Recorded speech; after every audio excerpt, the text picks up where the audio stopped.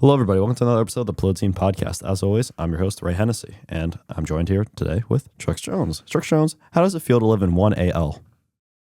1AL? 1 year after liberation. The first year after liberation. Man, it hurt. It hurts, man. My stocks, they down. Really? They hurt. Honestly, I'm going to cry about it, you know? Yeah, I hope you weren't holding stock in Puma or Nike or Adidas, because those are... Don't talk to me about that. don't cry, little boy. You're going to be fine. Okay. That's how the market works. Yeah, I mean, I totally saw what was going to happen with the stock market. I was You have the magic ball? No, I just thought it was like Liberation Day was obviously going to be a massive tariff announcement. So like in my mind, I was like, if I had like a lot of money, I would have just shorted everything. I would have shorted the entire market, and I probably would have been living very pretty right now. Instead, I ended up holding because I'm lazy. You knew. No, I did know. I knew it was not going to be good. I straight up knew it. Tariffs plus stock market is a bad equation, at least in the short term. But that might get like a bit of hint of like how I feel about the tariffs. But I mean, I want to get like your kind of gauge on it before I like go into it. I mean, I'm kind of learning about the formula, which I will talk about. Formula's weird. But like I have gone back and forth in my life of being like free trade and then like protectionist, free trade, protectionist. Well, you're a big fan of Ronald Reagan and kind of like the order that he set up, like that, kind of free trade neoliberal order, especially amongst the Western world. That I think part of your kind of understanding is that kind of system allowed like the West to be economically thriving and kind of leave the Soviets in the dust. Well, I think there is times where free markets can work and like can also be used as a tool of geopolitical change and economic like gridlocking of blocking out, like, for example, the Soviets, and kind of using that as a way to benefit ourselves. And then there's times where you have to be a protectionist. And also, I mean, during Reagan's era, I mean, there was a lot of inflation, and then there was, it came into the term with inflation, then it would slowly would go down. But I was actually reading about his thing, and I really got really deep into his economics. But I was reading a lot about like Reagan's economics. Yeah. And it's just interesting. Like he really, I don't know if there was a work shortage or something like that, or like a labor shortage, because I was reading about his amnesty bill. And one of the main arguments for his amnesty bill was labor. But yeah. Well, I think under Carter you had stagflation, which was inflation and unemployment rising at the same time, which tends to usually not happen. But when you have stagflation, both occur. So it's kind of like this 1-2 punch. Yeah. Right now, we currently don't live in a period of, I don't think, stagflation. I don't think stagflation has happened in a minute. But that being said, we are living in rather dubious economic times. The stock market has been very, very reactive recently. It's been taking a dumper. We all know that. I think the Trump administration's focus has not been necessarily economics. It's been the security argument for the tariffs. Yeah, but when you say economics, do you mean stock market, or do you mean like... So this is a good question. Exactly what is the degree that the stock market is a really good indicator of what's going on? I've seen so many people switch their rhetoric for both sides. Like, I swear, I saw this Fox News host, like, years ago being like, the economy is down. And, like, he was like, look at the stock market, it's down 5%. Look at Joe Biden's the worst. He has done so bad. And I swear to you, the guy was talking at, like, the joint address and was, like, doing it. And he was like, well, stocks, they're not really a good way to judge the economy. You know, Trump said tariffs are going to hurt for a little bit, but let's not judge it by the stock market. So it's just a weird political tool that we like use this political system. Yeah, I mean, a lot of people like to say like the economics don't lie, the numbers don't lie. But there's a great quote. I forgot who said it, but it's like you can torture the numbers or the statistics to make it say anything you want. Yeah. You can point to any metric and say this metric's good, which means the economy's good, or this metric's bad, which means the economy's bad. It's like a never-ending argument. My end of the day thing is it's what do you call it? Convergence theory. No matter what, the economy always bounces to the same line that tends to be trending upwards. And if stuff happens and it like dips down aggressively, it always ends up reconverging back to where it used to be before that dip. You know, Great Depression, every single recession we've ever had, that's there's like a sort of trend, a law of economics. So it's a nothing ever happens kind of take. I was reading something on Bloomberg, and this is really random, but just because you said recession and like '08, India might have a like bubble. They've had like these small loans that are not for houses or not for cars, but like they're really small loans, but they're like nobody's paying. So it's like the mortgage crisis times like $1 billion, because like it's just a bunch of small loans for like anything. A bunch of small loans. Well, how do you think it's going to be in the U.S. when you could finance your Grubhub meal and people aren't going to pay those back? See, as all my stock losses happen today, I need to know how to invest in people's debt for burritos, and then use that as a way to the finance. trick is you got to buy debt packages and then get them graded by like a grader and then resell them to somebody else and then, at a higher rate. But do you bribe the, or like kind of like literally 2008. But do you put like the credit companies, like the review ones, do you put them against each other and then be like, wait, if you give me a bad review, I'll go to the other person and pay them for that? Well, I'm sure review. It's going to be one of those things where like everyone's going to be incentivized to give good reviews so that this like gravy train keeps on going in a circle. Because like these are basically like what do you call it? Like junk bundles. But so who gets bailed out in this situation? Does Chipotle? Because they actually don't get the money, or because they get the money from that one bank? But what if the bank doesn't have that money? So do we? Only the banks get only the big banks. I have a serious question for you. Does America's end and collapse comes via debt burritos? That's a good question. Well, the question is, will there be debt burritos that are going to have a 50% price increase because of the tariffs? True. On all the other countries. And so I want you to tell me about these great Liberation Day, because I think we need to liberate ourselves from debt burritos and tariffs on tortillas, and but make them all here. So we're not liberating ourselves from debt burritos, unfortunately. That seems to be one of the forces of nature that we can't stop. Now the tariffs are interesting because basically Trump announced wide sweeping tariffs on a bunch of countries. I don't think Canada and Mexico were affected. They were exempt because of the border policies. Right. We have our own kind of deals with them. Yeah. But the rest of the world has. Now, there has been a lot of scrutiny over how these tariff rates were determined, which was apparently they released the equation. This is some real cerebral stuff here. You take the trade deficit. Okay. You subtract it by the amount of money that we end up the amount of stuff we send. So the trade deficit minus exports to that country. Okay. Divide by 2. Why 2? To be kind. Apparently Trump says it's to be kind. So, for example, Lesotho, according to this equation, puts 99% tariffs and trade barriers on us. And to be kind, we're only going to tariff them 50%. Oh, that's so nice of us. Respectfully. Do you even know where Lesotho is on the map? Yeah, I know where it is. Pull up a map. I'll point it to you right now. I'm actually... All right, Max, can you pull that up real quick? Actually, yeah. Let's play a little blind. Do you know where it is? Yeah, I know where Lesotho is. Over COVID, I got What are your bets? Yeah, what continent do you think, first? Oh, I was going to ask you. Okay. Do you just world map? I would do Asia. Okay. No, not it, but you looked it up. Hold on, just look up. Okay, just look up map. No, I want to hear what you think, Ray. What do you mean? He knows where it is. It's in South Africa. It's surrounded by South Africa. I know exactly where it is. Trex still has some.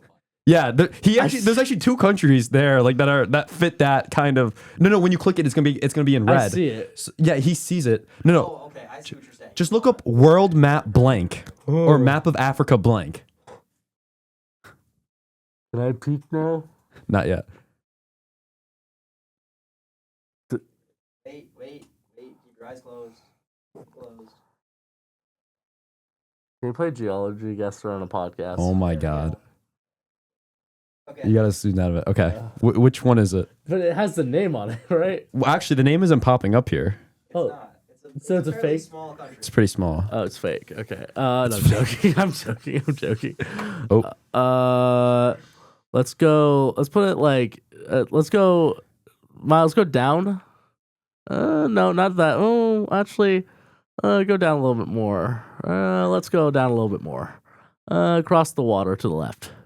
Left. Down, right. Go to Cape Cod. Cape Cod? Not Cape Cod. What is that? Wait, Thank God. is there not another Cape Cod there? Definitely not called cod. You mean Cape of Good Hope? No, I forgot. I had I had somebody that I knew went to Africa for a mission trip. I don't. So I'm trying to figure out. I'm trying to go from there because I know it was in South Africa. All right. Okay, so we have Africa so far. I'll give you a hint, okay? So you see where South Africa is? It's touching South Africa. It's one of those areas touching South Well, Africa. I see a lot of lines. Like I see a circle. I see this really small circle. Yeah, there's two circles there. Yeah, I think it's the one on the right. So you have a 50-50. Yeah, it's the one on the right. One by Mozambique. All right, can we get the final solution here? What is the response? What? Zoom in. Oh, unfortunate. It was the other one. Wow. So yeah, 49% tariffs on them. Bam! I want them to know. I just want to know what our trade deficit looks like with Lesotho. Can we know what we trade with them? Is it like 100 million? Like, it can't be that. Can we get our About Madagascar. Oh yeah, Madagascar. But Didn't wait. Madagascar get hit pretty hard? Yeah. Yeah. And they're one of the few countries that produce vanilla in the entire world. Yeah, one of the only countries that Wait, produce I've vanilla. been- my vanilla lattes? Yeah. No. You No, they- definitely are eating Okay. carcinogen. No, but they have like basically a monopoly on the vanilla trade just because of their like region. So, so the trade deficit was 234.5 billion. Million. Million. Sorry, million. Yeah, I don't. But like, what do they send to us? I really want to know. Let's do a case study real quick on Lesotho. Also, is it Lesotho or Lesotho? They're tariffed. Bruh. Textile and apparels. So, clothing. Lesotho main exports to U.S. Jeans and diamonds. So nobody's getting married. No one's wearing jeans anymore. That's true. I didn't know Lesotho made a bunch of jeans. That's good. That's good. to Okay. know. All right, cool. So that's an interesting case study, and a bit of geography study. Question: do people like see what's going on that screen? They can. Okay, cool. I don't want to be like for like 7 minutes. We're just like pointing at some random And ethereal I'm getting thing. clowned on by like I'm like looking at the screen. I'm like maybe there. Anyways, They're only looking at you getting. That'd be perfect. Honestly, you should just do a side by side. Be like dumb American or dumb Arizonian dumb Arizona, you can't even tell where Trump puts the tariffs down. Anyways, on paper. so yeah, the way that they got these tariff rates, the administration is questionable. I think we're just like, I'm not really aware of it, but it just seems really dumb, personally. Yeah. See, you and me have talked tariffs before, and you know, you sent me one video today that I was kind of defending them. That I was like, makes like that defense kind of makes sense, but at the same time, it's like there should have been maybe stages. Like we talked about this, like year 1, year 2, year 3, but not like small ones. Like because I think when you go too small, it's just companies will be able to just say inflation costs. You know, Yeah. Well, I mean, when you mean by stages, if you're talking about like a progressively increasing tariff rate, I'm not a fan of those. Oh, I was talking about like you do like year 1 where it's like cars fully manufactured, they can not get tariffed. But like, hold on. No, fully made cars, they get tariffed coming into the country. And then you can start building up like the parts industry here in America. And then you start changing that, like now parts coming in and you start trying to And build I that think instead of industry. parts, if you tariff the final goods, what you would do is you would create manufacturing plants assembly plants that put them together. Because the assembly plants is the part that gets tariffs. The assembly parts, so the assembly would come to the U.S. Then if you start taxing the then you start taxing the parts. Then the parts manufacturing will come to America. Then raw materials, you don't usually. I'm very strongly against taxing raw materials generally. For example, like the vanilla. We're not going to get vanilla here. We can't produce our own vanilla. There are certain types of rare earth materials that we we haven't found the mega deposit yet by some random farmer in Oklahoma. So we can't. I thought we have some pretty good deposits that we just don't tap into because of regulations. That's true, but we also don't have everything. There are certain materials that we shouldn't. So I'm usually against taxing raw materials because also the issue is this: from that time between actually opening up the mines to get access to those raw materials, to like actually getting in the U.S., you're basically tariffing the raw materials that those homegrown industries that are trying to prop up are trying to use. Because before we start creating them inside the U.S., they still got to import them in. So you're basically making the operating costs of these up and coming new corporations in the U.S. higher and making it harder for them to survive. Yeah, but I mean, like, if you did it in stages, whatever. Like, again, though, sure. like you also, if you're going to do it in stages, you have to suppose that one, that the rate of actual development of these mines occur at these times, but then also, two, when you do these like tariffs and stages, like I said, you're only going to get the assembly part of it. All the rest of the supply chain vertically is not integrated. It's not created in the U.S. So everything's going to come in when those tariffs come in. So the pain's still going to get done. For example, if you're going to start tariffing the raw goods, but then the assembly plant and the parts plants are all done with, there's no infrastructure in the U.S. to actually create those raw, like raw producing plants yet because those tariffs didn't come in yet. It's the same thing with the progressive tariff theory where it's like if you tax 5%, then 8%, then 10%, you progressively go to 30% over years, it's gonna reduce the pain on the consumer. And an economist, Raymond, can you please tell me what your solution was? My solution? Yeah. Well, the solution is just going for hard tariffs from the start. There's really not much of a good solution. What But do you mean by hard tariffs? so instead of doing either tariffs in stages or you doing tariffs in, progressive tariffs of like 5%, 6% over the years, you just have to put down the tariff rate that would actually incentivize companies to move to your country. And that will cause short-term increases in prices. But this is the price you pay for the 50 years of trade deficits and deindustrialization. So what do you think about Trump's trade tariffs? It's tough because they're so wide sweeping. For certain countries, one, I'm not a big fan of how they were deduced. But I think that one thing that we have to consider about these tariffs is that they're not necessarily here to stay. A lot of them are negotiation tools, negotiation tactics that we could see bumped down or removed in the coming while. Because what the real goal here when it comes to this is actually not really the tariff rates. It's actually purchasing power parity. It's about the currency, really.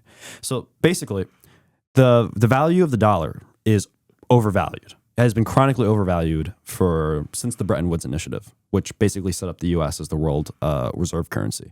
The reason why it's overvalued is because if every country in the world is demanding the U.S. dollar, it increases demand, which is a very consistent savings demand.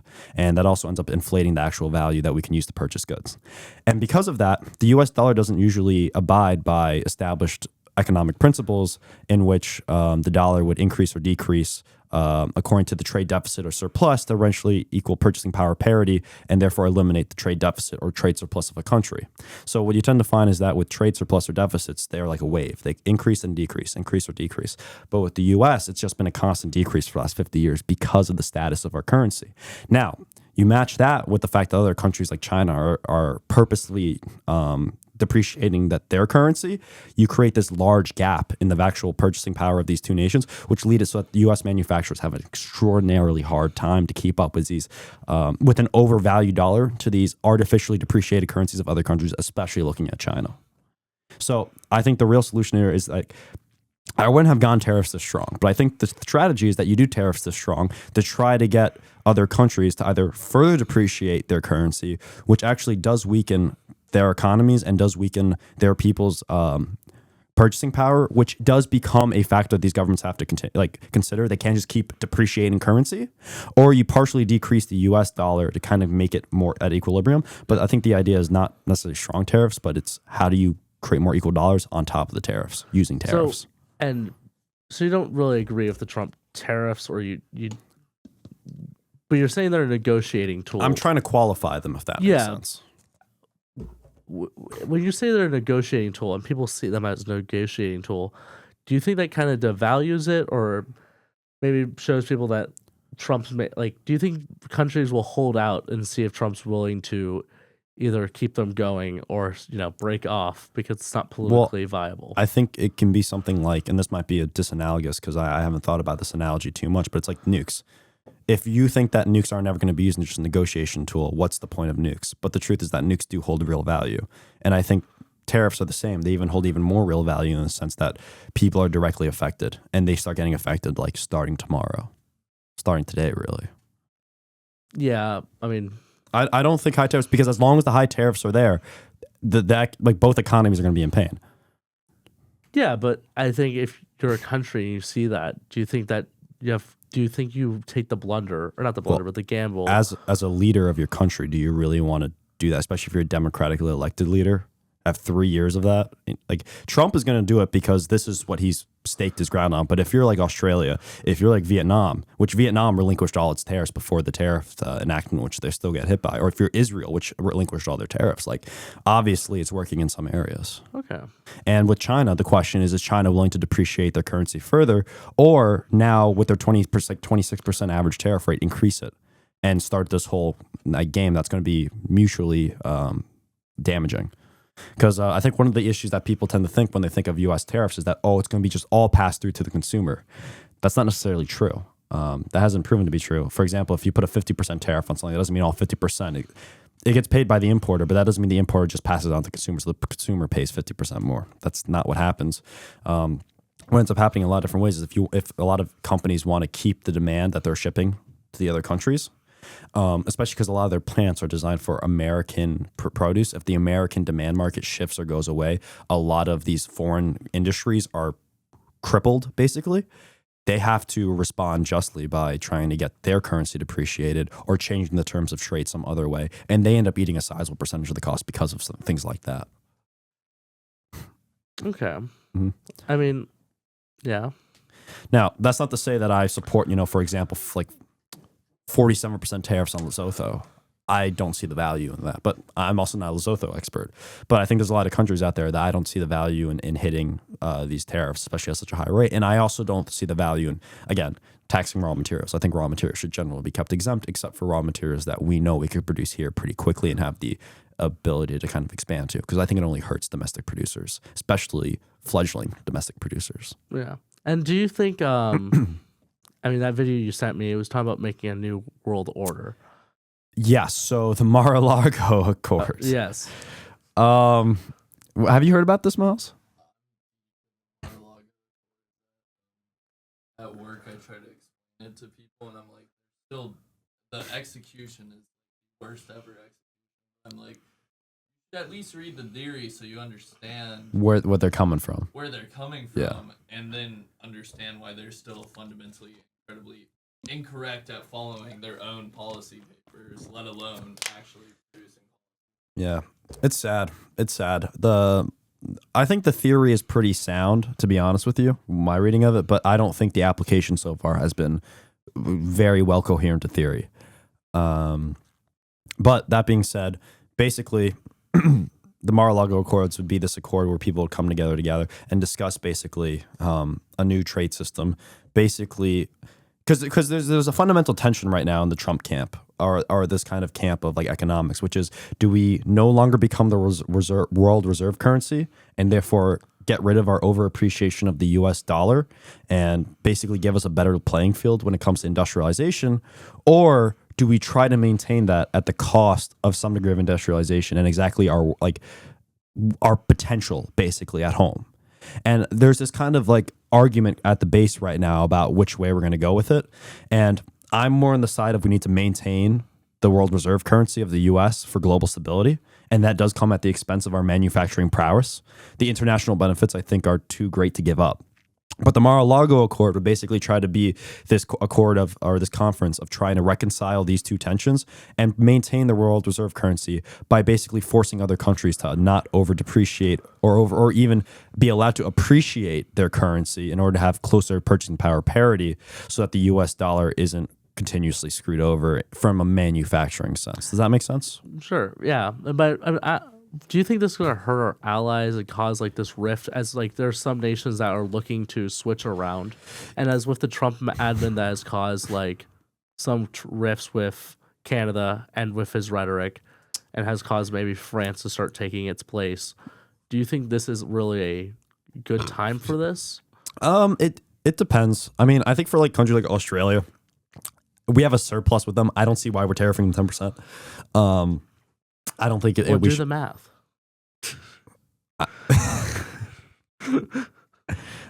Clearly, the equation says Come so. on, man. I think countries that we have a surplus with, there's no reason to tariff them, especially a country like Australia or like the Netherlands. I don't view them as like a major production threat to us. And this is my view of it, but I want to see Europe more strong and independent. Yeah, but is this at the cost of like American military companies?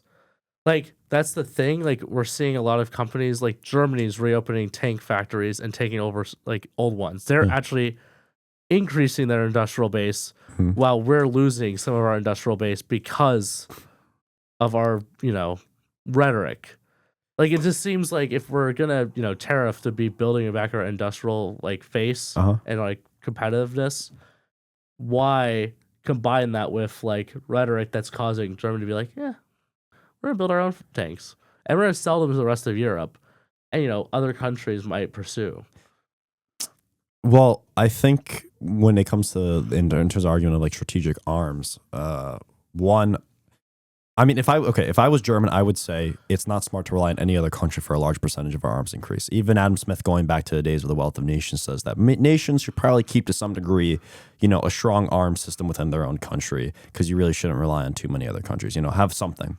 You raise a good point in terms of like the military-industrial complex, which has drastically decreased and this is weird. So we've decreased in terms of size and in terms of like a lot of companies and competition in the U.S. We kind of coagulated around, I think, 8 main manufacturers, and these 8 main manufacturers I think are doing quite fine. To be honest with you, I don't think having the Germans create their own goods would be that much of a detriment, because we still produce very high quality goods. Our arms exports, either way. Our arms exports, actually very interesting. We almost send very little arms to Europe and Germany in the first place. The vast majority of our arms goes towards the Middle East. Qatar, Saudi Arabia, and India, I think, were our top 3 importers of our arms. Is that based in dollars amount or quantity? No, brute arm purchases. So like Middle East, when we send for reference, from 2014 to 2018, European arms imports only accounted for 11% of global trade. Now it's 21% because of the Russia-Ukraine war and reindustrialization. Yeah. Our main market isn't Europe. What we care about is the arms trade. What we're sending is to Qatar, Saudi Arabia, the Middle East, and certain parts of Southeast Asia. I would like to see the value. You mean in dollar amount? Yeah. Yeah. Because if you're just saying items and like quantity, it's arms orders. Yeah, but I'm saying you could just buy a bunch of Stinger missiles and like send them to the Middle East. Well, that wouldn't really make sense. Those are for helicopters. But like in that essence of like sending that, I do think like there's probably bigger cash amount orders maybe. Like I would say with NATO, there must be, right? Like I don't know, but there must be like where it's big enough where people are like, there's an industrial complex where NATO's buying from us. To my understanding, not really. Okay. I had to look at the arms trades for a class like a few weeks ago, which is why this is still kind of fresh in my head. Yeah. To my understanding, not really. A lot of our arms production that's like contributed to NATO is really just our arms that we're creating for ourselves that kind of gets flushed around because of NATO deals. Yeah. I mean, NATO is led by typically a military general that is appointed by us, if I remember correctly. Well, we basically run NATO. Well, yeah. But as I'm saying, though, when you're saying we basically buy or sell to ourselves in NATO, now that we're looking at rhetoric where now Germany is building tanks, Trump's talking about divestment, and like from that, and other German or other European countries are talking about increasing investment. Then the counter argument is, well, why are we letting them tariff us? Why are we letting them take advantage of our economy, giving them a bunch of money through these tariffs, like money, and then they're creating their own arms? We should say, screw them, let them be on their own. We're going to create a thriving industry back here that'll be so much better. They're going to turn to us and get our But arms. didn't they only start doing said increasing of their own arms after our rhetoric? I would say it was because of Russia, Ukraine. I think regardless of rhetoric, they'd still be increasing their their rhetoric. I mean, I'm not sorry. Regardless of our rhetoric, they'd still be trying to manufacture their own arms. Now, I don't know what's the quantifiable result of, saying that we're going to give you more arms, so don't worry, guys, to screw you, how many more plants are going to get created, how many more guns or tanks. But I think rearmament was going to happen regardless because of Russia, Ukraine. Because see, I view it as a, like, kind of through this point, as I'm slowly thinking through this, to push back on you, is like, for me, I like the idea of us having military bases or military manufacturing here in America. And even if we lost some money, like during the Ukraine war, nations like ours and other countries, if they had gone to war with a country at the time, they'd either be out of artillery shells or be at low production of artillery shells or have low ammunition counts because their industrial base was not built up. And that includes us. That I have to double check that because that's really old. But like, because I know that was true for like the UK and I think like Germany. I don't know if that was true for France, but I know it was true for some of the major powers of Europe. Because like I do think like this whole industrial building thing, and that's why I talk about phases as well, is because maybe taxing raw materials does hurt, but I do think we need to get raw materials in America and start having them or having better supply lines down south and north. Because for me, when I looked at the CHIPS Act, and I thought it was a great act, but when I looked at kind of like, I read this semiconductor industry book, or not book, it was an article, they were talking about it. There's still a lot of like rare earth minerals that would be dependent on foreign adversary trade lines, or like the majority of said rare earth material is from those countries, and there's a bunch of little countries that can do that as well. So like, that's kind of where I'm at with like wanting to build here. And like Canada, for example, we trade a lot of their uranium and we take a lot of their uranium. I guess they have a lot of uranium mines up there. Only reason I know is because of a penny stock. Not that I invested in, but it was a video I think I sent you to it, where like people were pumping and dumping these like penny stocks. One of them was called Alaska Metals, and what they did was like the YouTuber would be like, this great American company, Alaskan Metals, and then the company's like home base is in Toronto. Crazy things. But those trade lines, I like kind of like, and I know we suspended it with Canada and Mexico, and I think that's kind of valid as somebody that like believes in trying to maybe make a better secured border on both ends. But like, I do think we have to be careful about that. I will say one thing that's a little, I see your point when it comes to the manufacturing. I'll think about that more when it comes to what arms manufacturing and in Europe. That's definitely something I haven't thought about too hard. But interesting thing when it comes to like trying to keep low tariffs with like Mexico and Canada, be friendly with them. One of the things that we found in the first round of like kind of the trade war between U.S. and China was that China just offloaded a bunch of their manufacturing to Mexico. Yeah, they created a lot of manufacturing plants in Mexico, and I sent you I think it was an Economist or the Wall Street Journal article.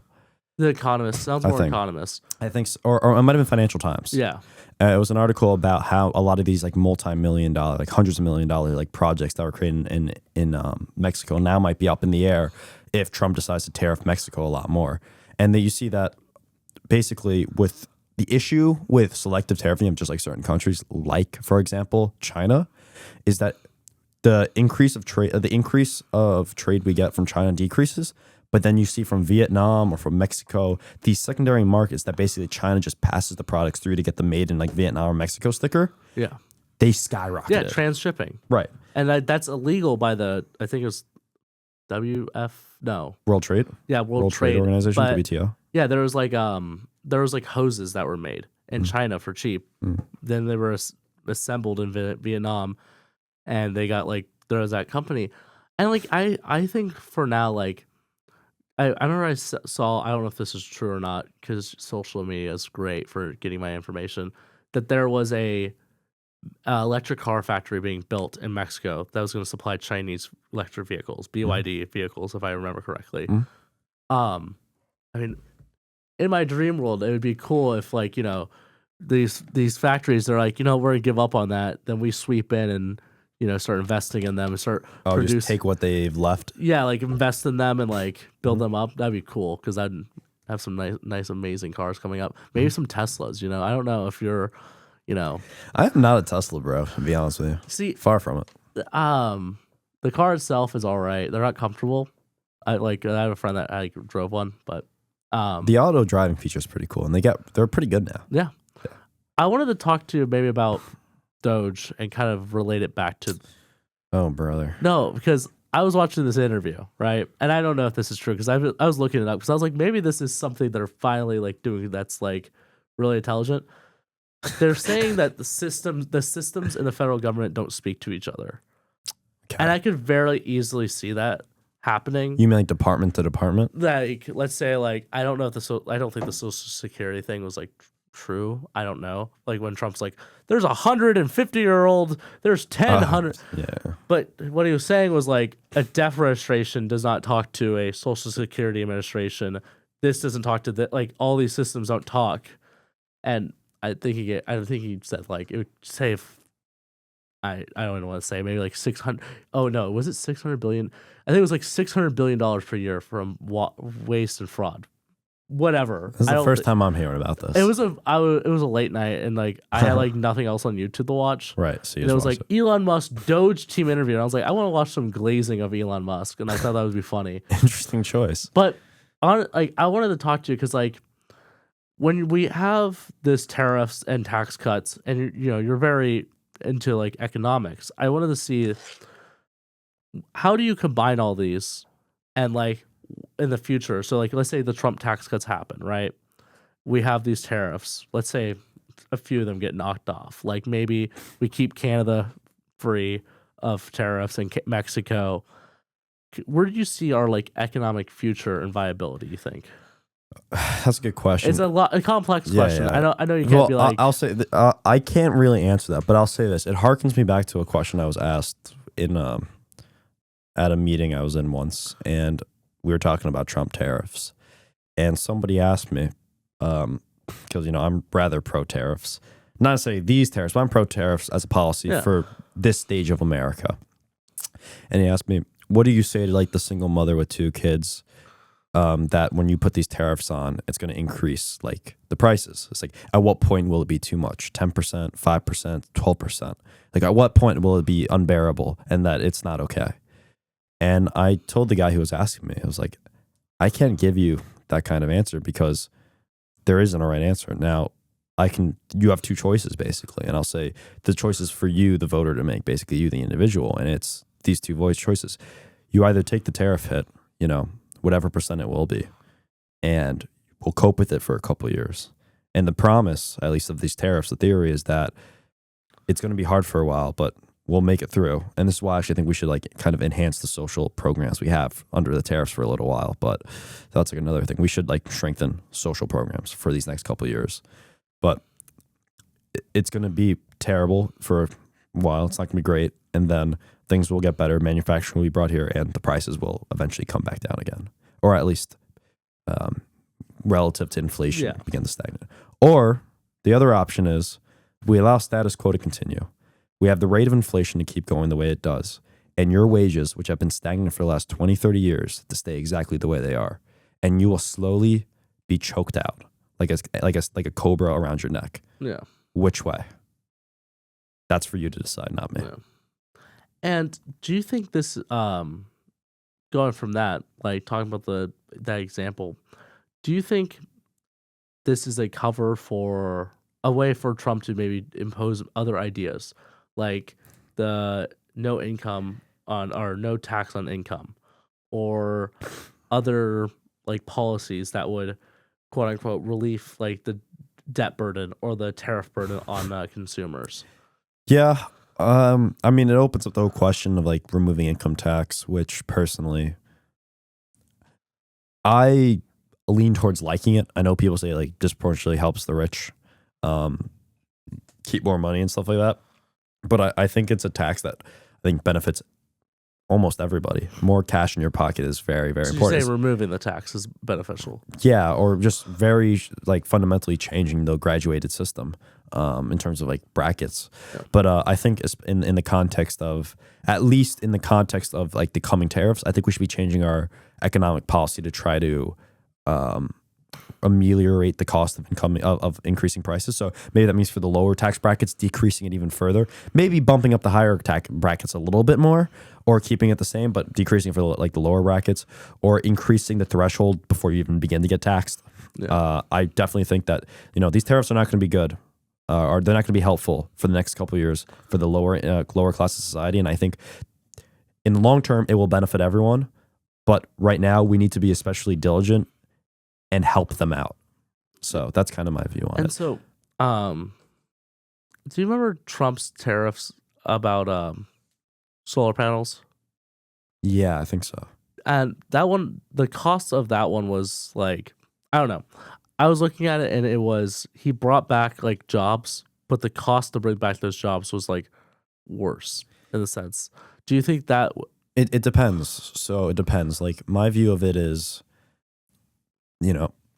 sure, consumer prices could be cheaper, but was the cost of these cheaper consumer prices worth the Rust Belt, basically?